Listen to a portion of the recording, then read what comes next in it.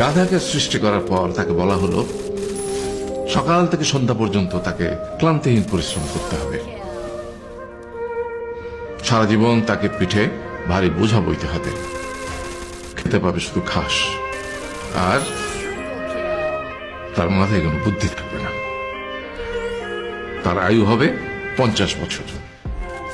গাধা করজোড়ে সৃষ্টিকর্তাকে বলল, আমি এত বছর বাঁচতে চাই না, আমাকে 20 বছর আয়ু দেওয়া হোক। সৃষ্টিকর্তা সেটাই মঞ্জুর করলেন। কুকুরকে যখন সৃষ্টি করা হলো তখন তাকে বলা হলো যে সে হবে মানুষের সবচেয়ে বড় বন্ধু, কিন্তু সে খাবে মানুষের উচ্ছিষ্ট, এবং তার আয়ু হবে 30 বছর।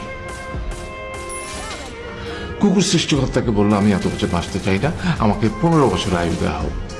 সেটাই মঞ্জুর করা হলো।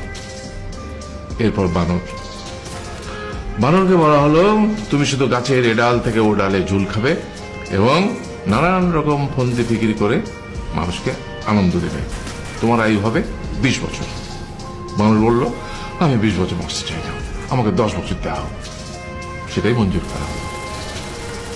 এবার এলো পুরুষ মানুষের পালা। তাকে বলা হলো যে তুমি হলে প্রাণীগুলোর মধ্যে সবচেয়ে বিচক্ষণ এবং বুদ্ধিমান, সেই জন্য তোমাকে প্রাণীদের শিরোমণি করা হলো, এবং তোমার আয়ু হবে 20 বছর। তখন পুরুষ মানুষ বলল, করজোড়ে বলল সৃষ্টিকর্তাকে যে 20 বছর আয়ু অত্যন্ত কম।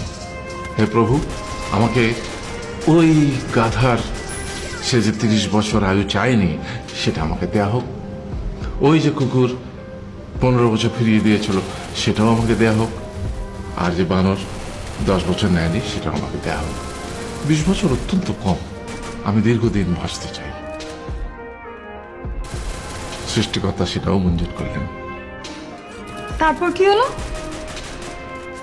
সেই থেকে ছেলেরা পুরুষ মানুষ হিসেবে বাঁচে 20 বছর, তারপরের 30 বছর সংসারের বোঝা পিঠে করে বয়ে বেড়ায়।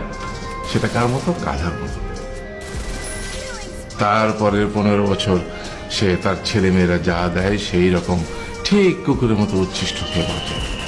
আর তারপরে বৃদ্ধ বয়সে ঠিক বানরের মতো, যেমন গাছের এডাল থেকে ওডাল ঝুল খায় বানর, তেমনি এই ছেলের বাড়ি থেকে ওই ছেলের বাড়ি, আর নানান রকম ফন্দি ফিকির করে তার নাতি নাতনিদের আনন্দ দেওয়ার চেষ্টা করে।